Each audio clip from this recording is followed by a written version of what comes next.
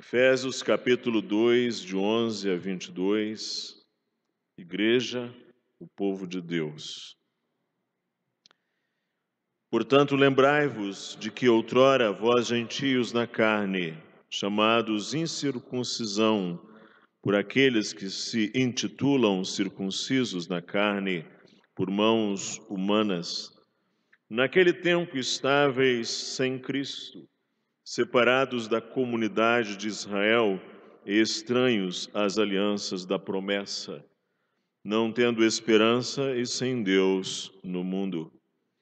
Mas agora em Cristo Jesus, vós que antes estáveis longe, fostes aproximados pelo sangue de Cristo, porque Ele é a nossa paz, o qual de ambos fez um, e tendo derribado a parede da separação que estava no meio, a inimizade, aboliu na sua carne a lei dos mandamentos na forma de ordenanças, para que dos dois criasse em si mesmo um novo homem, fazendo a paz, e reconciliasse ambos em um só corpo com Deus, por intermédio da cruz, destruindo por ela a inimizade.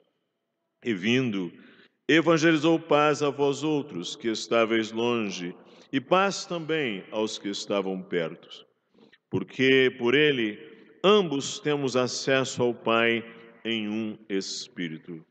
Assim já não sois estrangeiros e peregrinos, mas concidadãos dos santos, e sois da família de Deus, edificados sobre o fundamento dos apóstolos e profetas, sendo ele mesmo Cristo Jesus, a pedra angular, no qual todo o edifício bem ajustado cresce para santuário dedicado ao Senhor, no qual também vós, juntamente, estáis sendo edificados para a habitação de Deus no Espírito.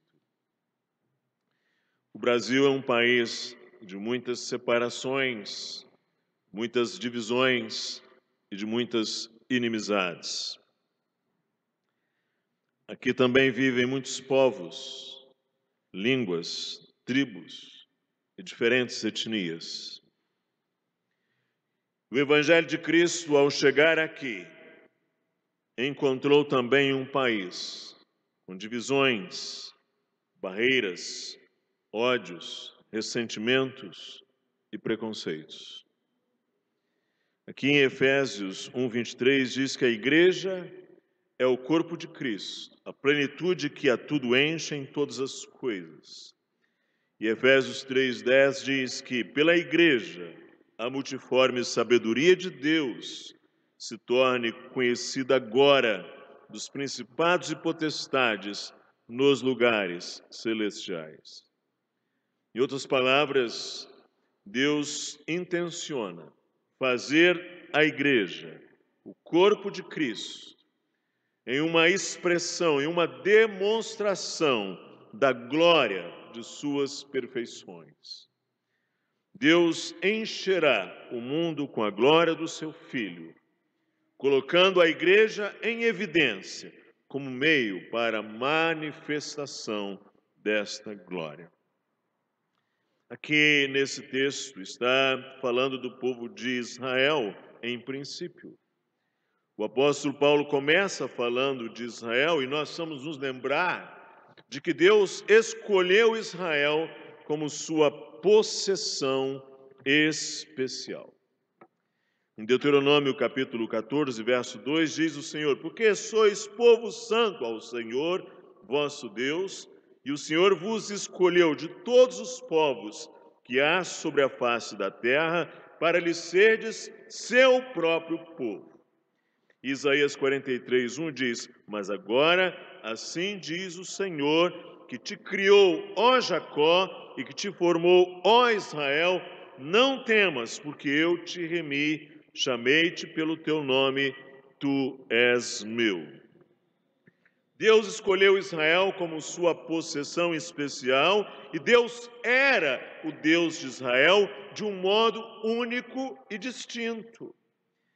Gênesis 17:7 diz assim: estabelecerei a minha aliança entre mim e a tua descendência, diz o Senhor a Abraão, no decurso das suas gerações, aliança perpétua para ser o teu Deus e da tua descendência.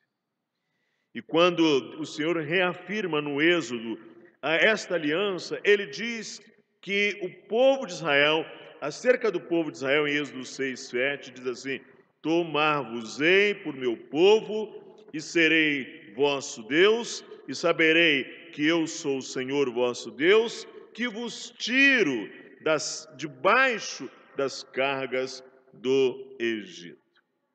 E mesmo no Novo Testamento, o apóstolo Paulo diz aos Romanos, em Romanos assim: a Israel pertence a adoção e também a glória, as alianças, a legislação, o culto e as promessas. Deles são os patriarcas, e também deles descende o Cristo, segundo a carne, o qual é sobre todos, Deus bendito para todos sempre. Amém. Então Deus escolheu Israel e Deus era o Deus de Israel de uma maneira muito especial e única. E a razão de Deus haver escolhido Israel para receber privilégios também está declarada na palavra de Deus. Isaías diz assim: tu és o meu servo, és Israel, por quem hei de ser glorificado. Ou seja, Deus tinha a intenção de glorificar-se por meio do povo de Israel. Ele diz também em Jeremias: para me serem por povo, e nome, e louvor, e glória. Mas aí nós agora chegamos ao Novo Testamento e nos enfrentamos com uma situação. Nós temos judeus e nós temos cristãos. O Evangelho alcançou aos gentios, que não são judeus, são gentios. Lá em Israel, no templo, havia uns pátios. E havia um pátio que era reservado aos judeus e somente eles podiam ali pisar, entrar. E havia uma parede, um grande muro, e havia um pátio anterior reservado aos gentios.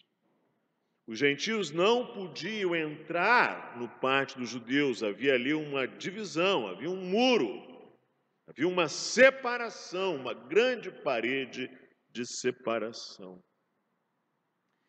E agora o Evangelho alcança os gentios. E o que dizer acerca de judeus e cristãos?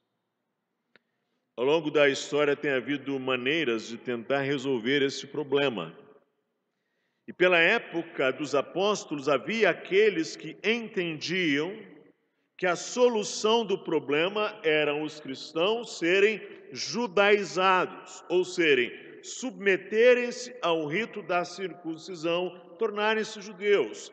Esses eram os judaizantes, acerca dos quais o apóstolo Paulo trata em sua epístola aos Gálatas, por exemplo. Para estes a solução é: cristãos gentios, circuncidem-se, tornem-se, submetam-se aos ritos judaicos. Já outros têm procurado resolver esse problema da seguinte maneira: Deus tem dois planos para abençoar os seres humanos. Um é o pacto judaico e o outro é o pacto cristão.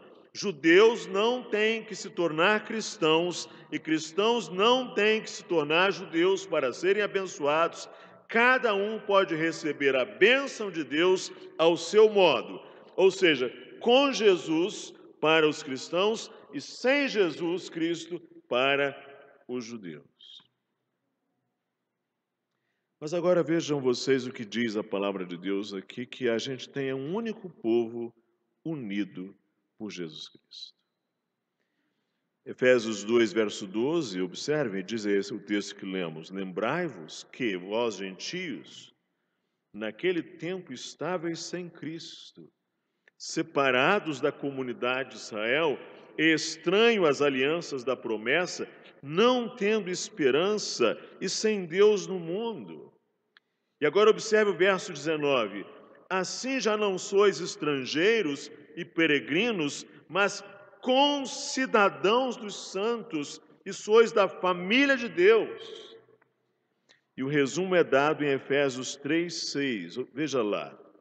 A saber, o mistério de Cristo é que os gentios são co-herdeiros com os judeus, herdam com os judeus, membros do mesmo corpo, mas não herdam por serem judeus, herdam por estar em Cristo, ou seja, membros do mesmo corpo e coparticipantes da promessa em Cristo Jesus por meio do Evangelho. Então, por meio de um único Salvador, uma cruz, por meio de um novo homem, por meio de um Espírito e para um Pai. Agora diz o Novo Testamento que não há nem judeu, nem grego, nem escravo, nem liberto, não há mais, nesse sentido, a separação entre o macho e a fêmea, nem bárbaro, nem cita, mas Cristo é tudo em todos. Esta é a afirmação que, por exemplo, lemos em Gálatas 3:28, Colossenses 3:11, que judeus e gentios foram feitos um na igreja. O verso 14 diz assim: Ele é a nossa paz, o qual de ambos, judeus e gentios, fez um. O verso 15, a parte final, diz assim: para que dos dois, judeus e gentios, criasse em si mesmo um novo homem, fazendo a paz.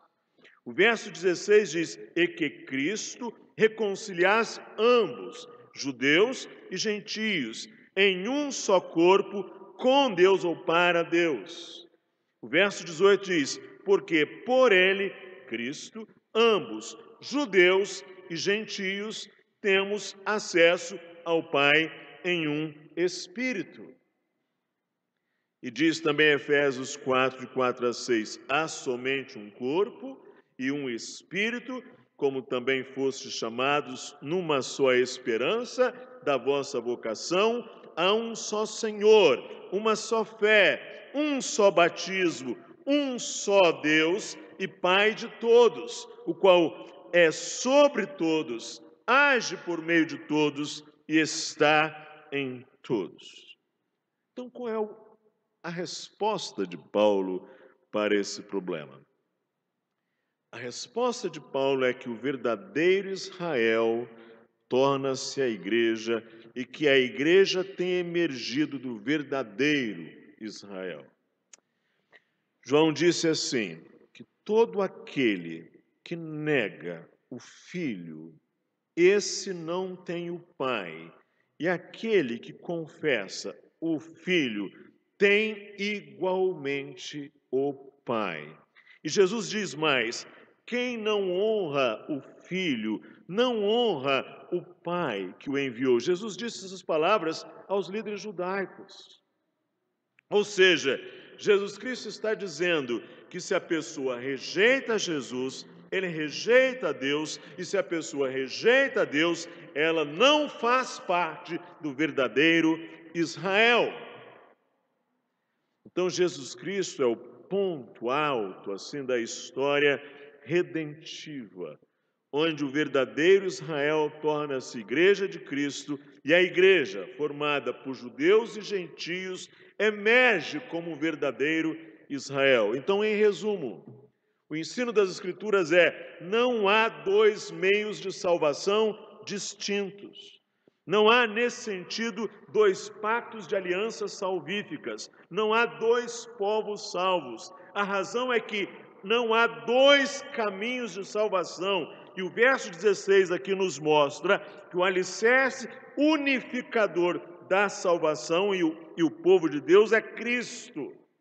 Diz assim: ele reconciliou ambos, judeus e gentios, em um só corpo com Deus, por intermédio da cruz, destruindo por ela a inimizade. Então, os judeus precisam da cruz, gentios precisam da cruz. E após séculos de sacrifícios de animais que apontavam para o verdadeiro sacrifício, judeus necessitam ser reconciliados com Deus e gentios necessitam ser reconciliados com Deus. Havia uma inimizade não apenas entre judeus e gentios.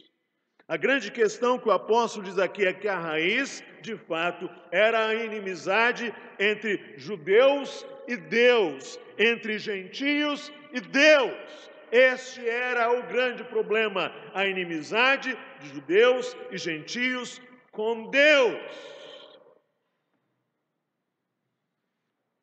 Ambos, judeus e gentios, precisam superar a inimizade com Deus, porque isso é efetuado pelo sacrifício pacificador, propiciatório de Cristo. Então houve um único trabalho de salvação na cruz. E quando Jesus morreu para remover a inimizade entre Deus e os gentios, entre Deus e os judeus, Cristo operou esse trabalho, não separadamente, mas em um único corpo, a igreja. Ou seja, na igreja, judeus e gentios são reconciliados com Deus em Cristo. E isso significa que somos reconciliados com Deus, também significa que nós somos reconciliados uns com os outros. Que aquele muro da separação que estava lá no templo não faz mais sentido. Ou seja, Jesus Cristo, em sua carne, derrubou aquele muro. Razão pela qual, certa ocasião, ele disse: não vai ficar aqui pedra sobre pedra que não seja derribada. Razão pela qual, quando ele disse está consumado, lá no templo, rasgou-se o véu de alto a baixo.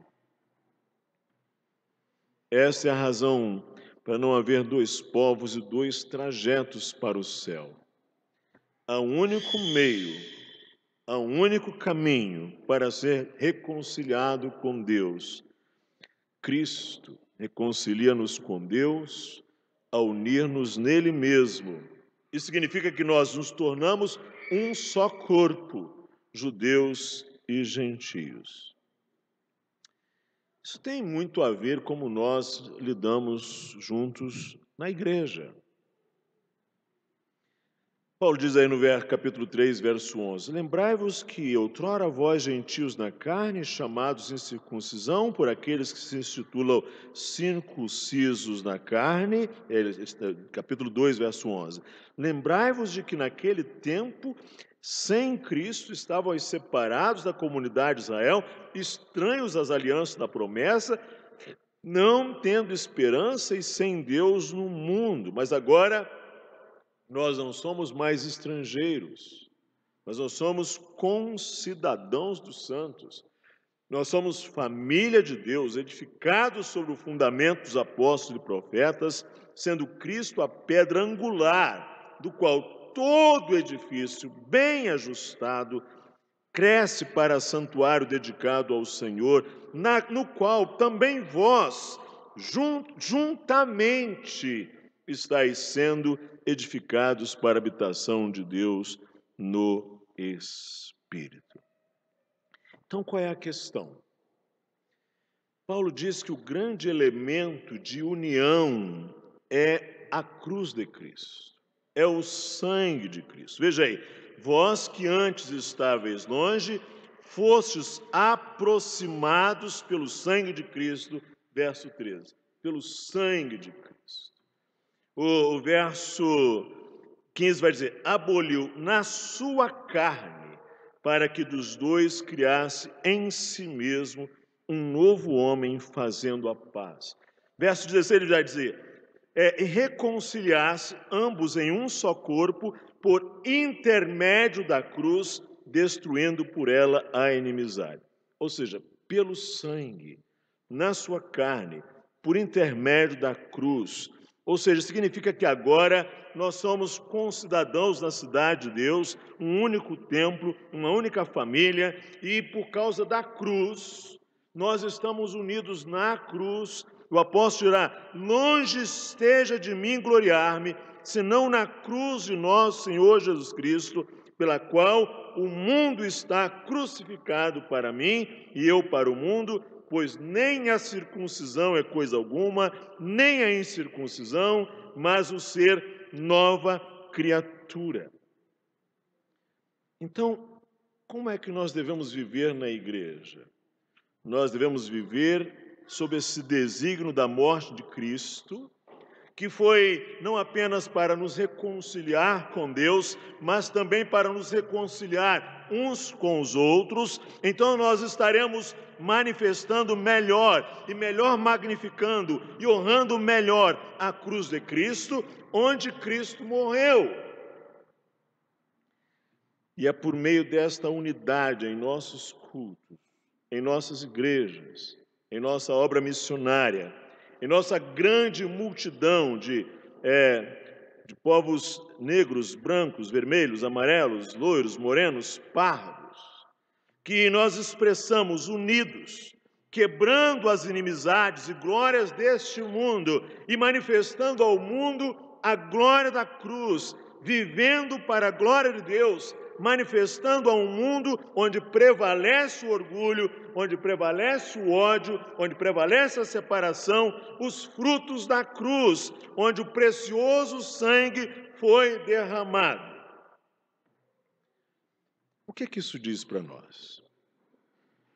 Isso diz para nós, para a gente pôr a cruz no meio. Pôr a cruz no meio dos nossos relacionamentos, inclusive no meio dos nossos relacionamentos étnicos, nacionais, culturais.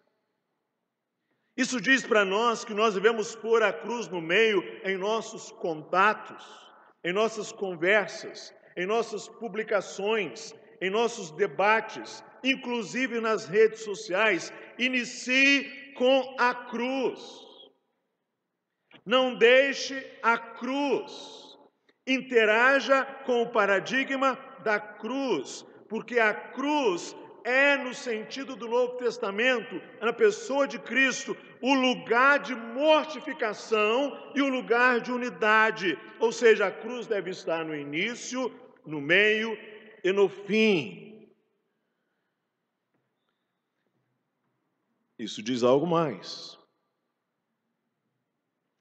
Isso diz para nós não chegarmos diante daquele que está longe de Cristo, erguendo muros e separações, multiplicando muros e separações que poderiam ser evitados.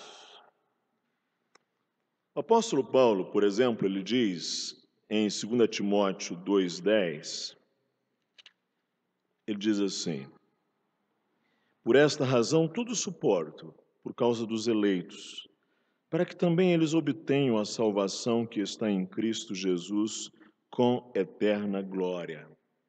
Tudo suporto por causa dos eleitos, para que eles obtenham salvação. Em 1 Coríntios 9, 18 a 23, o apóstolo diz assim, um texto muito importante sobre esse ponto. Ele diz assim: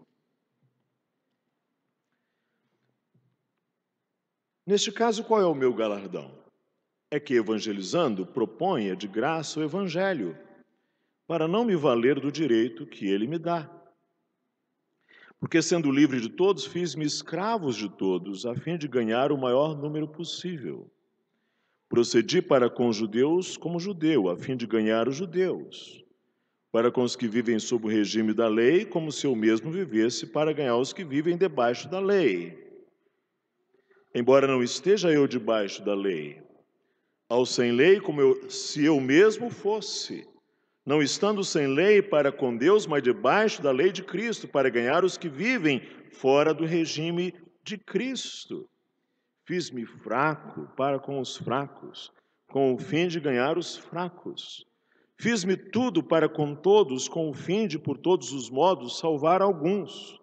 Tudo faço por causa do Evangelho, com o fim de me tornar cooperador com ele. Ele dirá no capítulo seguinte, na parte final, ele dirá assim: não vos torneis causa de tropeço, nem para os judeus, nem para os gentios, nem tampouco para a igreja de Deus, assim como também eu procuro em tudo ser agradável a todos, não buscando o meu próprio interesse, mas o de muitos, para que sejam salvos.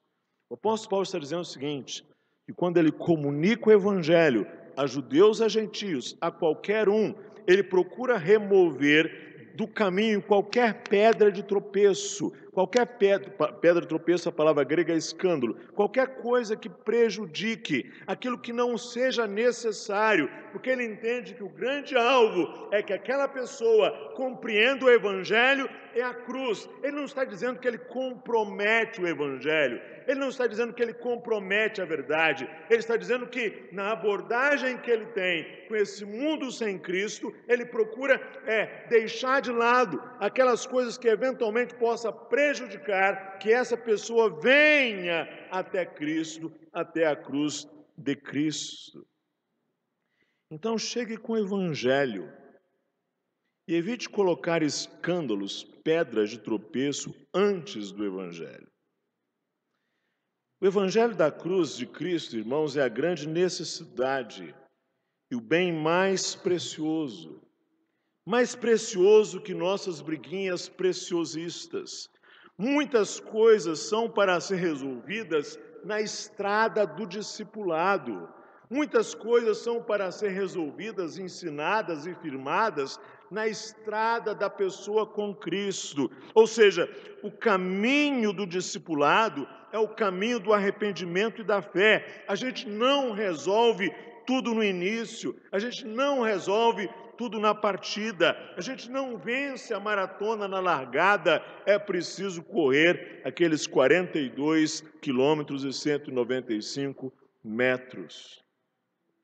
Então comece crucificado com Cristo, comece com a cruz e comece com o evangelho. Então aqui eu queria fazer a você e a mim algumas perguntas que poderíamos pensar para refletir aqui. Se o evangelho é a grande necessidade do mundo, quem vai evangelizar aquele que faz parte do partido político do qual você se opõe? Quem vai evangelizar? Se o evangelho de Cristo é a grande necessidade, quem vai evangelizar aquele que carrega a bandeira do candidato a presidente ao qual você se opõe? Se o evangelho de Cristo e a cruz de Cristo é a grande necessidade, quem vai evangelizar aquele ou aquela que defende uma abordagem da pandemia da Covid-19 diferente daquela que você sustenta? Se o evangelho de Cristo é a grande necessidade, é a grande falta, é a nossa grande pérola, quem vai evangelizar aquele que pratica o aborto e foi gerado numa cultura que acha que isso é absolutamente normal? Se o evangelho de Cristo é a grande necessidade, quem vai evangelizar aquele da nova moralidade sexual e que carrega a bandeira LGBTXXX, mais alguma coisa, pois foi formada nesta maneira de pensar? Se o evangelho de Cristo é a grande necessidade, quem vai evangelizar aquela pessoa que pensa de uma maneira totalmente diferente da sua sobre a criação e educação de filhos? Se o evangelho de Cristo é a grande necessidade, quem vai evangelizar os membros do sindicato que você não consegue nem ouvir o nome? Se o evangelho de Cristo é a grande necessidade, quem vai evangelizar aqueles segmentos universitários, inclusive professores e alunos, os que você abomina? Se o evangelho de Cristo é a grande necessidade do homem, se ele precisa ser levado à cruz, quem vai evangelizar os membros da Ku Klux Klan? Ou quem vai evangelizar os membros do movimento BLM, Black Lives Matter? Se a cruz de Cristo, se o Evangelho de Cristo é a grande necessidade, quem vai evangelizar aquele jovem narcísico dessa geração que está aí, totalmente órfã, pedindo para a gente ser pai dela? Quem vai evangelizar esses jovens que acham que com um grito presumido e insolente vão resolver todos os problemas do mundo? Quem vai evangelizar essa gente? Quem vai evangelizar aquele blogueiro que você não suporta? Quem vai evangelizar aquele artista imoral que você considera asqueroso? Quem vai evangelizar aquele político corrupto, cínico, imoral? Quem vai evangelizar os criminosos que enchem as cadeias do Brasil e ainda mais aqueles que permanecem fora das cadeias?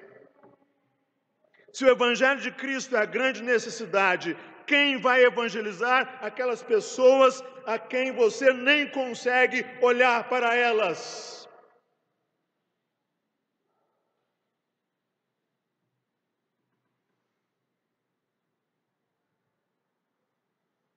Você quer que os outros, que estão justamente do lado de lá, evangelizem essas pessoas? Se você então entende que o Evangelho é importante para elas, o Evangelho é algo precioso para elas, a cruz ainda é a única maneira de as reconciliar com Deus, a grande necessidade delas ainda é Cristo. Comece com a cruz e com o Evangelho.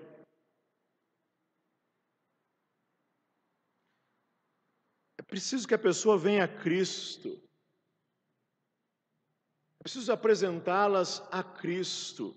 E deixe que Cristo as apacente. Que ela caminhe com Cristo. Que ela ande com Cristo. Deixe que Cristo e ela se resolvam. Não queira resolver tudo no início da jornada. Isso não faz parte do mundo real. Aborde esse mundo perverso como Paulo, que disse: já estou crucificado com Cristo. Já estou. Vivo não mais eu, mas Cristo vive em mim. Eu tiro tudo que posso para alcançar os judeus e para alcançar os gentios e procuro de maneira nenhuma ficar colocando tropeço diante da igreja de Jesus Cristo. Irmãos, este mundo não será reconciliado se nós multiplicarmos os nossos muros da arrogância e do orgulho. Este mundo, para ser reconciliado, precisará que as pedras sejam removidas. Este mundo é um mundo cheio de separações, ódios, barreiras, rivalidades e ressentimentos. Esse é um mundo cheio de ódios, de mãos fechadas, de frontes fechadas, de cerros fechados. Que a pessoa seja colocada diante da cruz de Cristo e que na cruz todos morramos, todos humildemente possamos depor as nossas coroas diante da cruz de Cristo.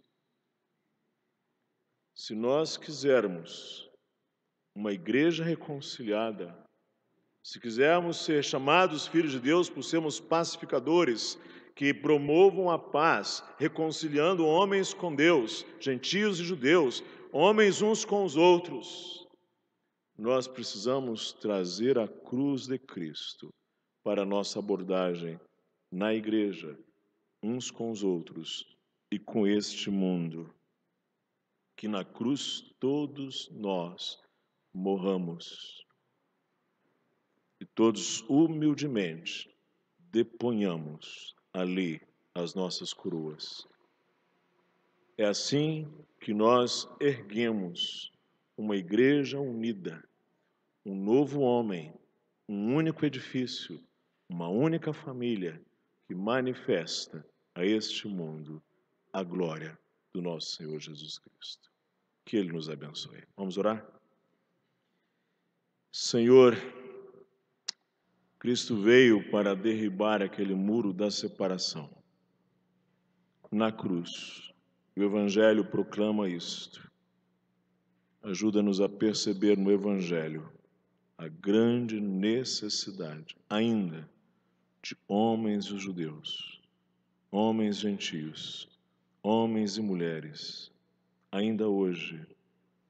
O grande problema, de fato, é a inimizade dos homens com o Senhor. Precisam ser reconciliados com Deus e reconciliados, então, por meio da cruz, uns com os outros. Perdoa-nos, se em vez de promover o Evangelho, nós estamos promovendo, por nossa estultice, orgulho, barreiras, defesas, muros e muros e muros, e pedras e pedras e pedras, que separam as pessoas ainda mais por seu orgulho, por sua insensatez, por suas ignorâncias da cruz de nosso Senhor Jesus Cristo. Nós pedimos graça, em nome dele. Amém.